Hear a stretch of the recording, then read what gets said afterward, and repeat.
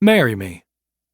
Levi lifted his gaze from his plate of untouched food and nearly spit out his champagne. Sliding into the chair across from him was the largest, most attractive man he'd ever seen. And the most underdressed in the room. Faded jeans, a shiny belt buckle, red checked flannel, and a snow-white Stetson had no business among the designer threads of San Diego's finest. Neither did Levi, with his maxed-out credit cards and no-name sports coat, but traditions mattered. Just because his other half was no longer on this earth didn't mean he shouldn't celebrate the years they'd lived and loved together.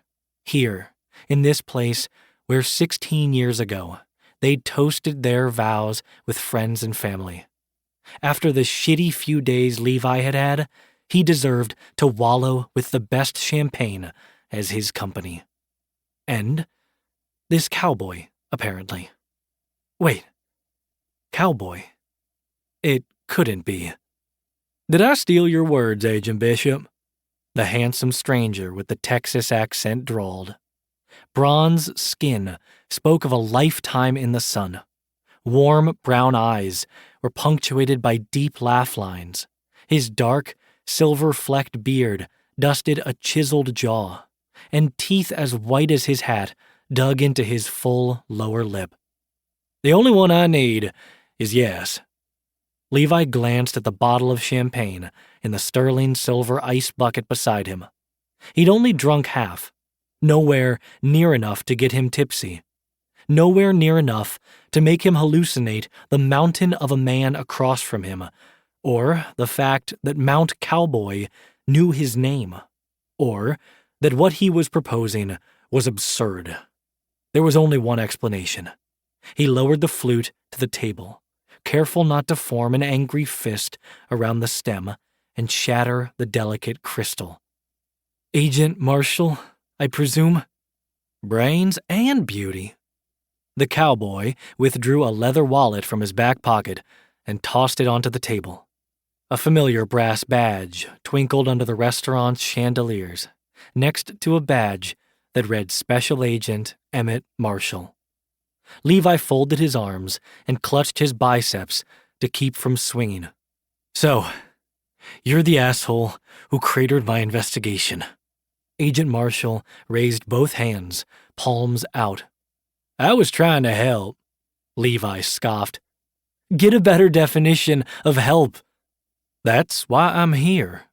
He pushed up his rolled shirt sleeves and leaned forward, resting his forearms on the table. Golden brown skin stretched over corded muscle, and Levi almost missed what Agent Marshall said next. "Our teams can't seem to coordinate, but you and we could make it work." The absurdity of the notion brought Levi screeching back to reality. "You don't have a team," he said. "And last I heard, you don't have a case either, since you can't do your job without alerting the targets." "I needed the money to show their hand." Levi lurched forward, palms smacking the table loud enough to make himself cringe, loud enough to check his volume before his words came out as a yell.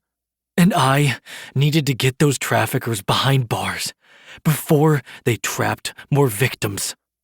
"Our goals aren't mutually exclusive if we work together." Levi shoved to his feet and threw his napkin on the table, beyond pissed this fucking cowboy had ruined his operation, and further ruined his forever ruined evening. "You're a fucking lunatic." "Maybe." Agent Marshall's hand wrapped around his wrist, stalling his retreat, and Levi's eyes shot to the dark ones dancing beneath the Stetson's brim. "But I'm also your type." He tightened his grip, a calloused thumb pressing against the underside of Levi's wrist, stroking his thrumming pulse. "Hacker, remember?" His voice dropped an octave. "There's plenty on your personal computer to prove it."